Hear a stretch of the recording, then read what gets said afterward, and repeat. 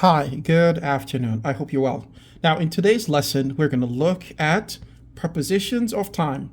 A preposition of time is simply an article that goes with a phrase or noun that adds expression or description to a conversation. And in this video, we're going to look at and on. So the first one is at. At is used with specific times of the day, holiday periods, and so forth. I've written a sentence or a small phrase that emphasizes the usage of at.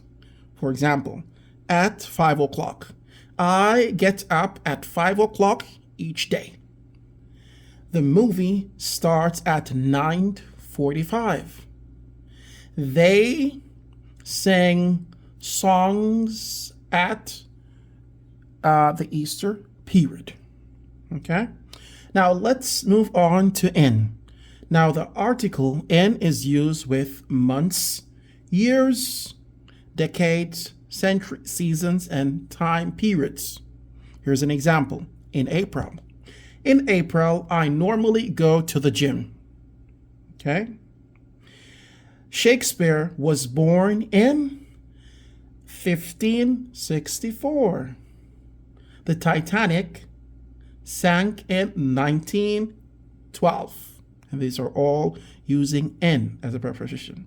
I've noticed that English learners make errors with this preposition or these prepositions when they make sentences, and most importantly when they speak. So keep in mind, you have to be on point when you're using these prepositions of time when speaking and writing. Now, let's go further to the usage of on. On is used with days of the week and dates. For example, on Tuesday, I have lunch a bit late. I will visit you on Wednesday. Where are you on Saturdays?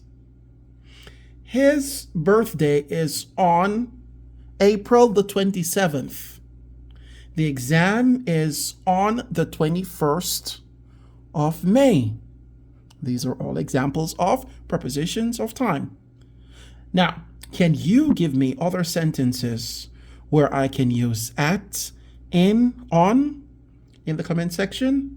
And please check your grammar before you write them in the comment section, because I will be reading each sentence that you write in the comment section.